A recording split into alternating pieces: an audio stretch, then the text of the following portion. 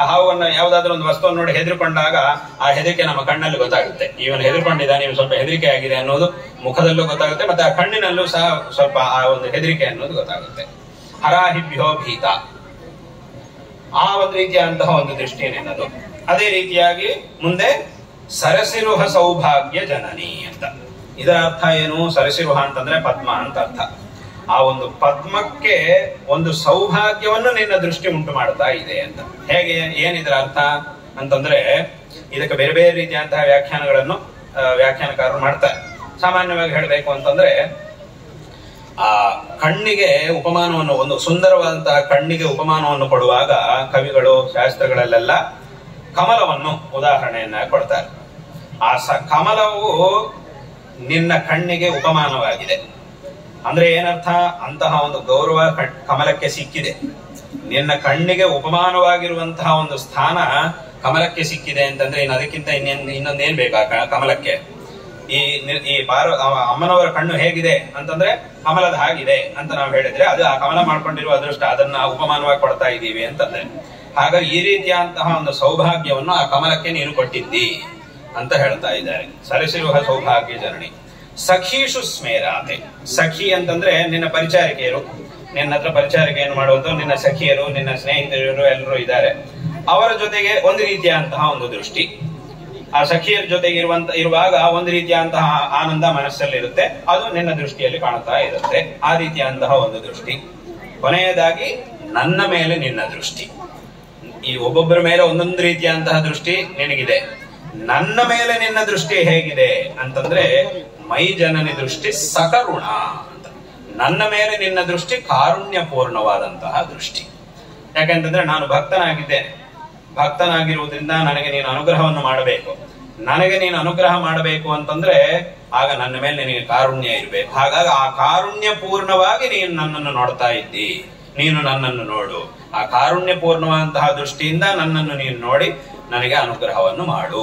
ಈ ರೀತಿಯ ಇಷ್ಟು ವಿಧವಾಗಿ ನಿನ್ನ ಆ ಒಂದು ದೃಷ್ಟಿ ಇದೆ ಅನ್ನೋದನ್ನ ವರ್ಣನೆ ಮಾಡ್ತಾರೆ. ಹಾಗಾಗಿ ಯಥಾವತ ಇದನ್ನ ಯಾಕೆ ಹೇಳಕ್ಕೆ ಬಂದೆ ಅಂತಂದ್ರೆ ಭಕ್ತರ ಮೇಲೆ ಅಮ್ಮನವರಿಗಿರುವಂತಹ ದೃಷ್ಟಿ ಹೇಗಿರುತ್ತೆ, ಪರಮೇಶ್ವರನ ಮೇಲೆ ಒಂದು ರೀತಿಯಂತಹ ದೃಷ್ಟಿ, ಸಖಿಯರ ಮೇಲೆ ಒಂದು ರೀತಿಯಂತಹ ದೃಷ್ಟಿ, ಒಬ್ಬೊಬ್ಬರ ಮೇಲೆ ಒಂದೊಂದು ರೀತಿಯಂತಹ ಒಂದು ದೃಷ್ಟಿ.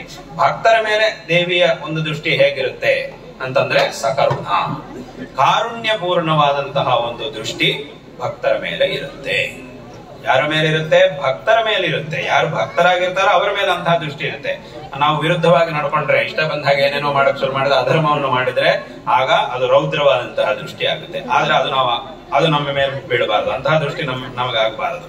ಕಾರುಣ್ಯ ಪೂರ್ಣವಾದಂತಹ ದೃಷ್ಟಿ ನಮ್ಮ ಮೇಲೆ ಇರಬೇಕು. ಆಗ ಅದರಿಂದ ನಮ್ಮ ಜೀವನದಲ್ಲಿ ನಮಗೆಲ್ಲ ರೀತಿಯಲ್ಲೂ ಸಹ ಒಳ್ಳೇದಾಗುತ್ತೆ. ಹಾಗಾಗಿ ಭಕ್ತರಾಗಿದ್ರೆ ಆಗ ಆ ಕಾರುಣ್ಯ ಪೂರ್ಣವಾದಂತಹ ದೃಷ್ಟಿ ನಮ್ಮ ಮೇಲೆ ಇರುತ್ತೆ. ತದ್ವಾರ ನಮ್ಗೆಲ್ಲ ರೀತಿಯಲ್ಲೂ ಸಹ ಒಳ್ಳೇದಾಗುತ್ತೆ. ಅಂದ್ರೆ ಏನು ಕಾರುಣ್ಯ ಪೂರ್ಣವಾದಂತಹ ದೃಷ್ಟಿ ಅಂತಂದ್ರೆ ತಾಯಿಗೆ ಮಕ್ಕಳ ಮೇಲೆ ಯಾವ ರೀತಿಯಂತ ಒಂದು ದೃಷ್ಟಿ ಇರುತ್ತೋ ಆ ರೀತಿಯಂತಹ ಒಂದು ದೃಷ್ಟಿ ಭಕ್ತನಾಗಿರ್ತಕ್ಕಂತಹ ನನ್ನ ಮೇಲೆ ನಿನಗೆ ಇದೆ ಅನ್ನುವಂತಹ ಮಾತನ್ನ ಆ ಒಂದು ಶ್ಲೋಕದಲ್ಲಿ ಶಂಕರರು ವರ್ಣನೆ ಮಾಡ್ತಾರೆ. ಹೀಗೆ ಅಂದ್ರೆ ಏನು, ಆ ಅಮ್ಮನವರ ಒಂದು ಕೃಪಾ ದೃಷ್ಟಿ ನಮಗೆ ಬೇಕು ಅಂತಂದ್ರೆ ಅದಕ್ಕೆ ನಾವು ಭಕ್ತರಾಗಿರ್ಬೇಕು. ಅಮ್ಮನವರ ವಿಷಯದಲ್ಲಿ ಅಪಾರವಾದಂತಹ ಶ್ರದ್ಧಾ ಭಕ್ತಿಗಳನ್ನು, ವಿಶ್ವಾಸವನ್ನು ಇಟ್ಟುಕೊಂಡಿರಬೇಕು. ತದ್ವಾರ ಅಮ್ಮನವರ ಕೃಪಾ ದೃಷ್ಟಿ ನಮಗೆ ಪ್ರಾಪ್ತವಾಗುತ್ತೆ, ಎಲ್ಲ ರೀತಿಯಲ್ಲೂ ಸಹ ಒಳ್ಳೆಯದಾಗುತ್ತೆ. ಹಾಗಾಗಿ ನಮಗೆ ಜೀವನದಲ್ಲಿ ಬೇರೆ ಬೇರೆ ರೀತಿಯಂತಹ ಕಷ್ಟಗಳು ಎಲ್ಲ ಮನುಷ್ಯನಿಗೂ ಬರ್ತಾನೆ ಇರುತ್ತೆ. ಆರಂಭದಿಂದ ಕೊನೆ ತನಕ ಬೇರೆ ಬೇರೆ ರೀತಿಯಂತಹ ಕಷ್ಟಗಳು ಜೀವನದಲ್ಲಿ ಬರ್ತಾನೆ ಇರುತ್ತೆ. ಆದರೆ ಎಂಥ ಒಂದು ಕಷ್ಟದ ಪರಿಸ್ಥಿತಿ ಬಂದರೂ ಸಹ ಅದಕ್ಕೊಂದು ಪರಿಹಾರವೂ ಸಹ ಎಲ್ಲೋ ಒಂದು ಕಡೆ ಭಗವಂತ ಇಟ್ಟಿರ್ತಾನೆ. ಹೇಗೆ ನಮಗೆ ಕಷ್ಟಗಳು ಅನ್ನೋದು ಇದೆಯೋ ಆ ಕಷ್ಟಕ್ಕೆ ಒಂದು ಪರಿಹಾರವೂ ಸಹ ಎಲ್ಲೋ ಒಂದು ಕಡೆ ಇದ್ದೇ ಇರುತ್ತೆ. ಈ ಪ್ರಪಂಚದಲ್ಲಿ ಭಗವಂತ ಎಲ್ಲ ವ್ಯವಸ್ಥೆಯನ್ನು ಮಾಡಿಟ್ಟಿದ್ದಾನೆ. ಆದ್ರೆ ಆ ವ್ಯವಸ್ಥೆಗೆ ತಕ್ಕಂತಹ ಫಲವನ್ನು ನಾವು ಪಡ್ಕೊಳ್ಬೇಕು. ಭಗವಂತ ಮಾಡಿರುವಂತಹ ವ್ಯವಸ್ಥೆಯಿಂದ ನಾವು ಫಲವನ್ನು ಪಡ್ಕೊಳ್ಬೇಕು ಅಂತಂದ್ರೆ ಅದಕ್ಕೆ ನಮ್ಮ ಪ್ರಯತ್ನ ಅನ್ನೋದು ಒಂದು ಅವಶ್ಯಕ. ಹೇಗೆ ಒಬ್ಬರು ಚೆನ್ನಾಗಿ ಅಡಿಗೆ ಮಾಡಿದ್ದಾರೆ, ಬೇರೆ ಬೇರೆ ರೀತಿಯಂತಹ ಪದಾರ್ಥಗಳನ್ನೆಲ್ಲ ಮಾಡಿದ್ದಾರೆ, ತಯಾರು ಮಾಡಿದ್ದಾರೆ, ಚೆನ್ನಾಗಿ ಎಲೆಯಲ್ಲಿ ಬಡಿಸಿಟ್ಟಿದ್ದಾರೆ, ಚೆನ್ನಾಗಿ ಎಲೆ, ದೊಡ್ಡ ಎಲೆ ಪರಿಪೂರ್ಣವಾಗಿ ಅಷ್ಟನ್ನು ಬಡಿಸಿಟ್ಟಿದ್ದಾರೆ, ಎಲ್ಲ ಆಯ್ತು. ಆದ್ರೆ ಈಗ ಅದು ಬಾಯೊಳಗೆ ಹೋಗ್ಬೇಕು, ಹಸು ಕಡಿಮೆ ಆಗ್ಬೇಕು, ಊಟ ಮಾಡಿದವನಿಗೆ ಅವನ ಬಾಯೊಳಗೆ ಹೋಗ್ಬೇಕು, ಹೊಟ್ಟೆ ಒಳಗೆ ಹೋಗ್ಬೇಕು ಅಂತಂದ್ರೆ ಇವನಿಗೊಂದು ಪ್ರಯತ್ನ ಬೇಕು. ವ್ಯವಸ್ಥೆ ಮಾಡೋದು ಮಾಡಿದ್ದಾರೆ, ಎಲ್ಲ ಅಡಿಗೆ ವ್ಯವಸ್ಥೆ ಚೆನ್ನಾಗಿ ಅಡಿಗೆಯವರನ್ನು ಕಲಿಸಿದ್ದಾರೆ, ಚೆನ್ನಾಗಿ ಮಾಡಿದ್ದಾರೆ, ಬೇರೆ ಬೇರೆ ರೀತಿಯಾದ ಪದಾರ್ಥಗಳನ್ನು ಮಾಡಿಸಿದ್ದಾರೆ, ಎಲ್ಲದನ್ನು ಬೆಳೆಸಿದ್ದಾರೆ, ಎಲ್ಲ ಮಾಡಿ ಆಗಿದೆ. ಆದ್ರೆ ಅದು ನಮ್ಮ ಬಾಯಿಯೊಳಗೆ ಹೋಗ್ಬೇಕು, ಹೊಟ್ಟೆ ಒಳಗೆ ಹೋಗ್ಬೇಕು, ನಮ್ಮ ಹಸುವನ್ನು ನೀಗಿಸುವಂತಹದ್ದಾಗಬೇಕು ಅಂತಂದ್ರೆ ಅಲ್ಲಿ ನಮ್ಮ ಪ್ರಯತ್ನ ಅನ್ನೋದೊಂದು ಬೇಕು. ಆ ಪ್ರಯತ್ನ ಇದ್ರೆ ಇದೆಲ್ಲ ನಡೆಯುತ್ತೆ. ನಾವು ನಮ್ಮ ಪ್ರಯತ್ನವನ್ನು ಮಾಡಿದ್ರೆ ಬೇರೆಯವರು ಎಷ್ಟು ಪ್ರಯತ್ನ ಮಾಡಿ, ಎಷ್ಟು ಚೆನ್ನಾಗಿ ಅಡಿಗೆ ಮಾಡಿ, ಎಷ್ಟು ಜನ ಬಡಿಸಿದ್ರು, ಏನೇ ಮಾಡಿದ್ರು ಸಹ ನಮ್ಮ ಹಸು ಹೋಗುವುದಿಲ್ಲ. ಅದು ಹೋಗ್ಬೇಕು ಅಂತಂದ್ರೆ ನಮ್ಮ ಪ್ರಯತ್ನ ಅನ್ನೋದೊಂದು ಇರಲೇಬೇಕು, ಅದು ನಡೀಬೇಕು. ಅದು ಬೇರೆ ಯಾರು ಏನು ಮಾಡಕ್ ಸಾಧ್ಯ ಇಲ್ಲ. ಈ ಒಂದು ಪ್ರಯತ್ನ ನಾವು ಏನ್ ಮಾಡ್ಬೇಕಾಗಿದೆಯೋ ಅದನ್ನ ಈ ಪ್ರಪಂಚದಲ್ಲಿ ಯಾರಿಗೆ ಹಸು ಹೋಗ್ಬೇಕಾಗಿದೆಯೋ ಅವನ ಒಂದು ಪ್ರಯತ್ನವು ಏನು ಆಗ್ಬೇಕಾಗಿದೆಯೋ ಅದಕ್ಕಾಗಿ, ಆ ಹಸಿವನ್ನು ಹೋಗಲಾಡಿಸಿಕೊಳ್ಳುವುದಕ್ಕಾಗಿ ಏನು ಪ್ರಯತ್ನ ಮಾಡಬೇಕಾಗಿದೆಯೋ ಆ ಪ್ರಯತ್ನವನ್ನ ಅವನು ಬಿಟ್ಟು ಬೇರೆ ಯಾರು ಈ ಪ್ರಪಂಚದಲ್ಲಿ ಮಾಡಕ್ಕಾಗುವುದಿಲ್ಲ. ಅದರ ಪೂರ್ವಭಾವಿಯಾದಂತಹ ವ್ಯವಸ್ಥೆಯನ್ನು ಬೇಕಾದ್ರೆ ಬೇರೆಯವರು ಮಾಡಬಹುದು. ಆದ್ರೆ ಆ ಒಂದು ಪ್ರಯತ್ನ ಏನಿದೆಯೋ ಅದು ಜೀವನದಲ್ಲಿ ಬೇರೆ ಯಾರು ಸಹ ಮಾಡ್ಲಿಕ್ಕೆ ಸಾಧ್ಯ ಇಲ್ಲ. ಅವನೊಬ್ಬ ಮಾತ್ರವೇ ಮಾಡ್ಲಿಕ್ಕೆ ಸಾಧ್ಯ. ಒಂದು ದೊಡ್ಡ ಪರ್ವತ ಇದೆ, ಆ ಪರ್ವತದ ಮೇಲೆ ಹತ್ತಲಿಕ್ಕೆ ಮೆಟ್ಲಿದೆ. ಇಲ್ಲಿಂದ ಮೇಲೆ ನಾವು ಹೋಗ್ಬೇಕು ಅಂತಂದ್ರೆ ಮೆಟ್ಲು ಹತ್ಕೊಂಡು ಹೋಗ್ಬೇಕು, ನಮ್ಮ ಮೆಟ್ಲು ನಾವೇ ಹತ್ಕೊಂಡು ಹೋಗ್ಬೇಕು. ಅದು ನಾವು ಒಬ್ಬರಿದ್ರು ನಮ್ಮ ಮೆಟ್ಲು ನಾವೇ ಹತ್ಕೊಂಡು ಹೋಗ್ಬೇಕು. ನಮ್ ಜೊತೆಗೆ ಒಂದು 100 ಜನ ಸೇರ್ಕೊಂಡು 100 ಜನರ ಜೊತೆಗೆ ನಾವು ಹೋಗ್ತಾ ಇದೀವಿ. 100 ಜನರ ಜೊತೆಗೆ ಹೋಗುದ್ರು, 1000 ಜನರ ಜೊತೆಗೆ ನಾವು ಹೋದ್ರು ನಮ್ಮ ಮೆಟ್ಲನ್ನು ನಾವೇ ಹತ್ತಬೇಕು. ಆಗ ನಾವು ಮೇಲೆ ಹೋಗ್ಲಿಕ್ಕೆ ಸಾಧ್ಯ ಆಗುತ್ತೆ. ಮೆಟ್ಲು ಹತ್ತುವುದರಲ್ಲಿ ಯಾವ ಬದಲಾವಣೆಯು ಆಗುದಿಲ್ಲ. ಜನ ಜಾಸ್ತಿ ಆಗಿರೋ ಮಾತ್ರಕ್ಕೆ ನಾವು ಕೆಳಗಿಂದ ಮೇಲಿನ ತನಕ ಮೆಟ್ಲು ಹತ್ಕೊಂಡು ಹೋಗ್ಬೇಕು ಅನ್ನೋದಕ್ಕಾಗಿ ಏನು ಪ್ರಯತ್ನ ಮಾಡಬೇಕು ಅದು ಯಾವತ್ತೂ ಸಹ ಬದಲಾಗುವುದಿಲ್ಲ. ಅದು ಮಾಡಲೇಬೇಕು. ಅದೇ ರೀತಿಯಾಗಿ ಇಲ್ಲೂ ಸಹ ಭಗವಂತ ಎಲ್ಲ ರೀತಿಯಂತಹ ವ್ಯವಸ್ಥೆಯನ್ನು ಮಾಡಿಟ್ಟಿದ್ದಾನೆ. ಮನುಷ್ಯನ ಆತ್ಮೋದ್ಧಾರಕ್ಕೆ ಬೇಕಾಗಿರತಕ್ಕಂತಹ ಎಲ್ಲವುದನ್ನು ಮಾಡಿಟ್ಟಿದ್ದಾನೆ. ಆದ್ರೆ ಆ ಪ್ರಯೋಜನವನ್ನು ನಾವು ಪಡ್ಕೊಳ್ಬೇಕು ಅಂತಂದ್ರೆ ಮಾತ್ರ ಅದಕ್ಕೆ ನಮ್ಮ ಪ್ರಯತ್ನ ಅನ್ನುವುದು, ಮನುಷ್ಯನ ಒಂದು ಪ್ರಯತ್ನ ಅನ್ನುವುದು ಅತ್ಯಂತ ಅವಶ್ಯಕ. ಹೇಗೆ ಲೌಕಿಕವಾಗಿ ನಾವು ಎಷ್ಟೋ ಕೆಲಸಗಳನ್ನು ಮಾಡ್ತಾ ಇರ್ತಾರೆ, ಎಲ್ಲರೂ ಎಷ್ಟೋ ಕೆಲಸಗಳನ್ನು ಮಾಡ್ತಾ ಇರ್ತಾರೆ, ವ್ಯವಹಾರವನ್ನು ಮಾಡ್ತಿರ್ತಾರೆ. ಆ ವ್ಯವಹಾರದಲ್ಲೆಲ್ಲ ಲೆಕ್ಕಾಚಾರ ಇರುತ್ತೆ.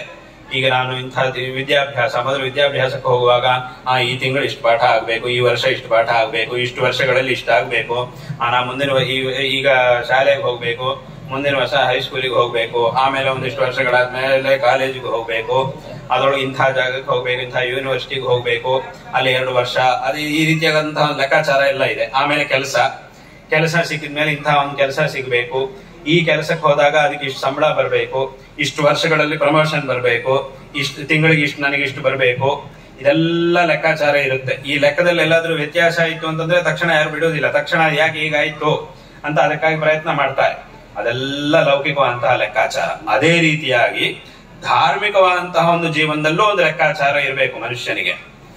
ಈಗ ನಾನು ಇಷ್ಟು ಧರ್ಮಾಚರಣೆ ಮಾಡಬೇಕು, ಇಷ್ಟು ಜಪ ಮಾಡಬೇಕು, ಇಷ್ಟು ಅನುಷ್ಠಾನ ಮಾಡಬೇಕು, ಇಷ್ಟು ಪಾರಾಯಣೆ ಮಾಡಬೇಕು ಇತ್ಯಾದಿ ಒಂದು ಲೆಕ್ಕಾಚಾರ ಈ ಮಾರ್ಗದಲ್ಲೂ ನಮಗಿರ್ಬೇಕು.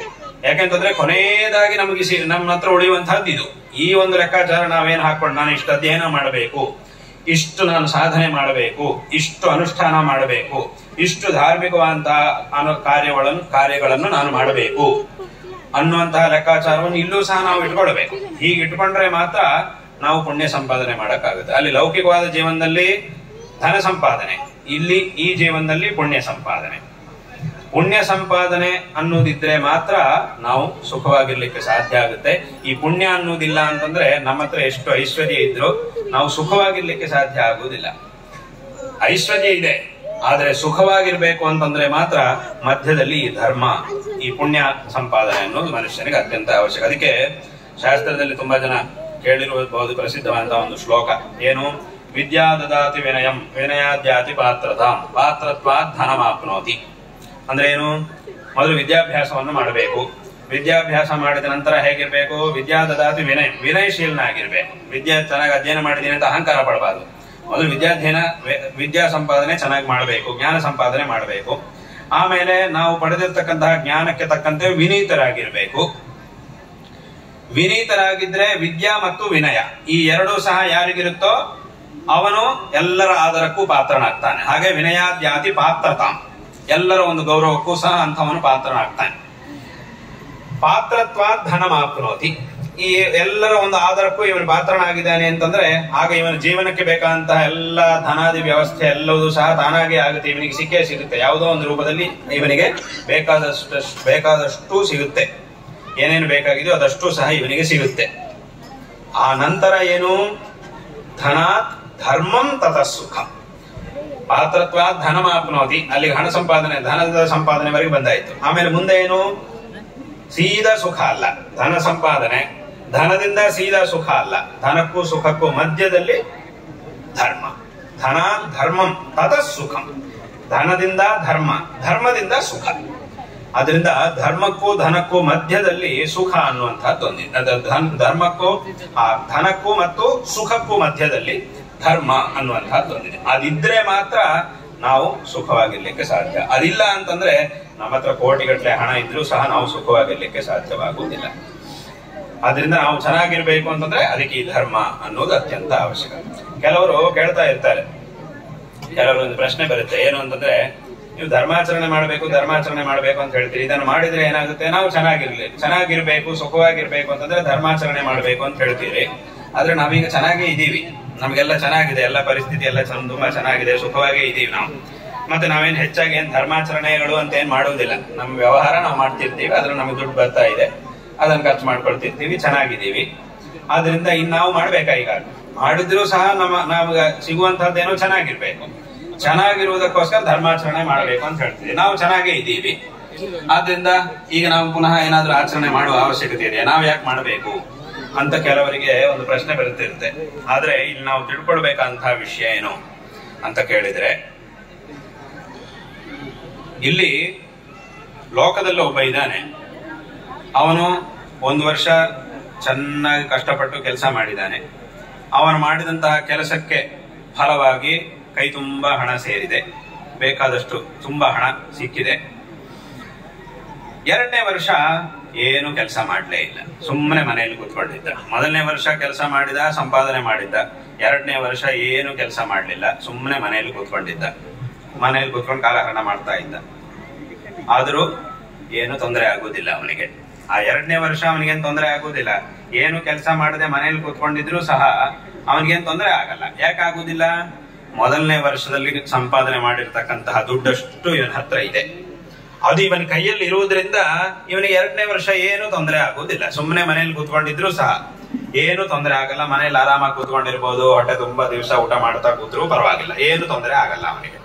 ಆದ್ರೆ ತೊಂದರೆ ಯಾವಾಗ ಆಗುತ್ತೆ, ಈ 1ನೇ ವರ್ಷದಲ್ಲಿ ಸಂಪಾದನೆ ಮಾಡಿರ್ತಕ್ಕಂತಹ ಹಣವಷ್ಟು ಸಹ ಖರ್ಚಾದ ಮೇಲೆ ಪುನಃ ಅವನಿಗೆ ತೊಂದರೆ ಶುರುವಾಗುತ್ತೆ. ಆಗ ಅವನು ಯೋಚನೆ ಮಾಡಬೇಕಾಗಿ ಬರುತ್ತೆ, ಈಗ ನಾನು ಎಲ್ಲೂ ಹೋಗ್ಬೇಕು, ಏನ್ ಮಾಡಬೇಕು.